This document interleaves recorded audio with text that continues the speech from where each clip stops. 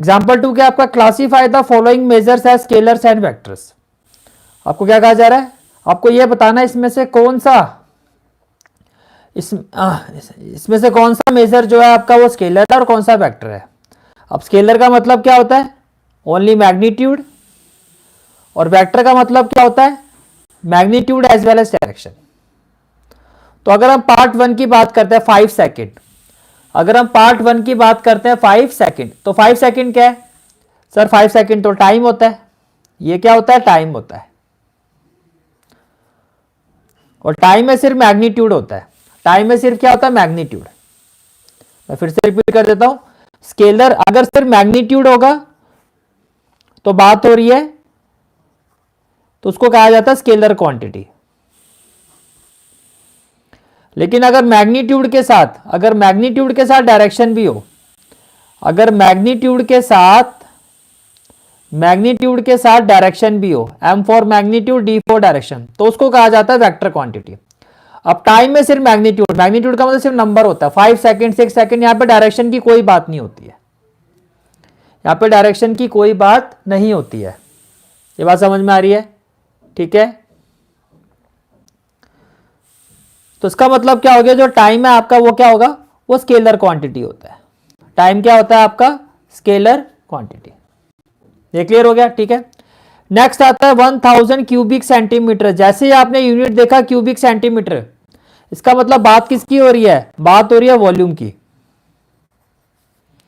इसका मतलब बात किसकी हो रही है, वॉल्यूम की, और वॉल्यूम भी क्या होता है, स्केलर क्वांटिटी होता है, तो ये भी स्केलर होगा। फिर थर्ड बार देखो क्या लिखा हुआ, 10 न्यूटन। थर्ड बार देखो क्या लिखा हुआ, 10 न्यूटन। अब 10 न्यूटन, न्यूटन क्या होता है, फोर्स होता है। न्यूटन क्या होता है, अगर यूनिट आपकी न्यूटन है तो इसका मतलब फोर्स की बात हो रही है। अब फोर्स में मैग्नीट्यूड भी होता है, डायरेक्शन भी होता है। जैसे कि ये पेन है, अब मैं इस पर फोर्स अप्लाई कर रहा हूं तो किस डायरेक्शन में फोर्स अप्लाई हो रहा है ये पता चल रहा है। तो फोर्स में मैग्नीट्यूड भी होता है और डायरेक्शन भी होता है। इसका मतलब अगर हम पार्ट थर्ड की बात करते हैं, पार्ट थर्ड क्या, फोर्स है।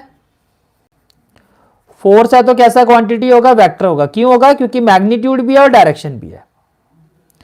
पार्ट 4 30 किलोमीटर पर आवर, ये स्पीड है। 30 किलोमीटर पर आवर क्या है आपका, स्पीड है। 30 किलोमीटर पर आवर का मतलब क्या है, स्पीड, और स्पीड में सिर्फ मैग्नीट्यूड होता है, तो ये भी क्या है आपका स्केलर क्वांटिटी, ये भी क्या है आपका स्केलर क्वांटिटी। फिर आता है पार्ट 5 में 10 ग्राम पर क्यूबिक सेंटीमीटर। पार्ट 5 में क्या कहा गया, 10 ग्राम पर क्यूबिक सेंटीमीटर, 10 ग्राम पर क्यूबिक सेंटीमीटर।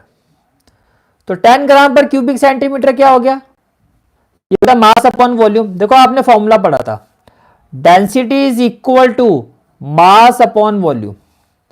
अब मास की यूनिट यहां पर क्या है, ग्राम, और वॉल्यूम की यूनिट क्या है, क्यूबिक सेंटीमीटर, और वॉल्यूम की यूनिट क्या है, क्यूबिक सेंटीमीटर। तो बेसिकली यहां पर बात हो रही है डेंसिटी,